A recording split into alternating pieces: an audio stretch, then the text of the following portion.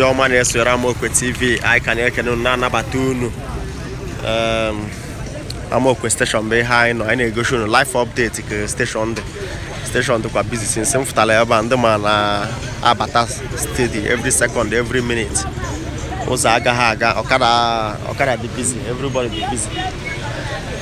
so ị na-abata okay go down that man go straight down there by the right. Na-abata na Amokwe TV na-agwa ya ebe isi eso ya na-agwa ya ebe nọ gwa ka ị na-anatakwa ọchụ action ịda anata ọ bụ na ịda anata jee na YouTube anyị Amokwe Community TV YouTube jee klik subscribe klik notification button ka ị na-enweta live update maka ebe a ka anyị ga-anọ live echi ịma na anyị na Facebook ka na-agbagharị some restrictions so anyị ga-anọ na YouTube wee mee live anyị maka imechi na ide enweta live tomorrow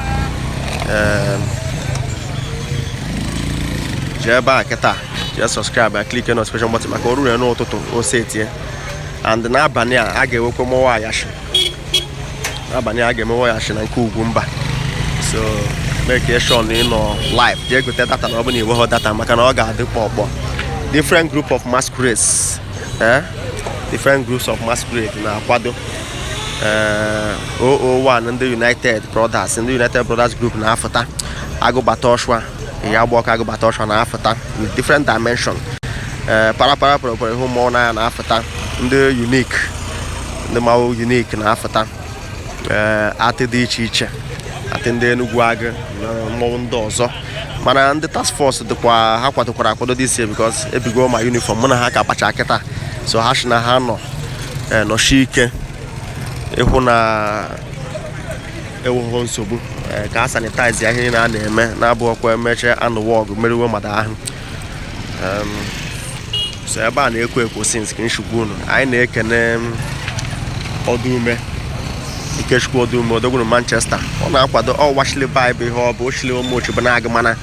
ma okwe ọchụ ahụ Amokwe TV na-eme ọ na-amasị anyị anyị na-ene ego a send ya na akaụntụ ka anyị kwado ihe unu na-eme Ikechukwu ọdụume ya baala gị nnukwu mmadụ bụ ebu washili Bible ndị Amokwe na ụwa ha na-atara anyị kwa mana ihe nke a ji fụ ishe bụ na washilibe mana washilibe na-ezi ozi steady so ọ dịghị isi wee jikwara ohere a na-agụkwa ndị Amokwe ọzọ niile ihe a niile anyị hụrụ anyị na-agbagharị anatawo ụmụ ya anata m taa ọkwa fuel bụ eji eme unu amago ya fuel na-ada unu anyị na-akwadokwa na Amokwe TV dị anyị send akaụntụ atinyela gị ihe iwe na-ekwugheri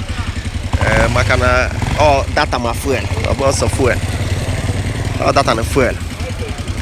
and ọ ya bụ na a na-ewetara more and more coverage onyere m aka ruo everywhere hụrụ m ga-eruche m ụzọ Enugu ma different autonomous ka a ya na-emaneji na anything na maneji a na-ezi ihu m ozi na ha ncha niile bụ na a na-eri oku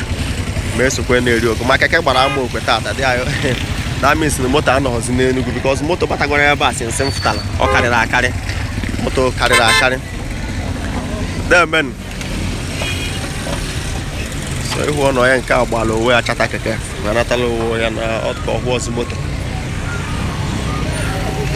so na-agwa na ya bụ nshi eso na-agwa ya ebe nọ n'ụwa niile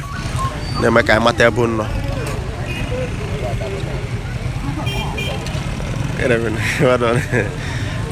so ndị mmadụ na-abata stadium otu a ka Amokwe station dị kịta iweta vidio a ịtụsa ya share ya ka ndị ọzọ hụ ya share ka ndị ọzọ hụ ya ka amalụ ka obodo si wee dị une m ana m ekene gị ya baala gị ofe akwụ na-eme unu ahụgo ụzọ Amokwe ka ọ dị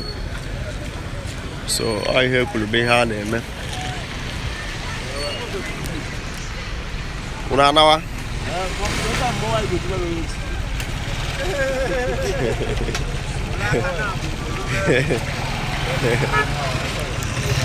so ihe ọnụ moto na-abịakwa mana ọ dịka moto agwụgwọ n'elu asị keke bụ ihe ụfọdụ na-achatazi anata gba mbọ hụ na ịnata n'oge ekene m eyi ọ na-aha anyị nọ live na-eme ọnụ ndị ma abata shie na-eke evu mmanya na-agbaga agbada so ị na-abata ị na-eshe vidio na-agwa ya ebe ishi eso na-agwa ya ebe ị nọ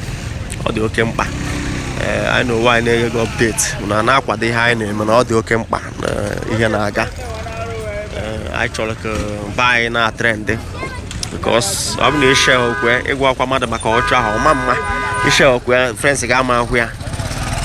one thing we notice go motor route about on or motor route about on or motor in and Masiana way and Abraham with that Masiana but I'm open there on a ton or just move flow the guitar. A bomb the Maranata upon hearing out the Kunishi Kamaraman or Kadefo Kokana Baga. So I make a noon one doing the Amokwe TV Gunshi a share post I Gunshi I like Gunshi comment. Makwana man with competition, Yabba.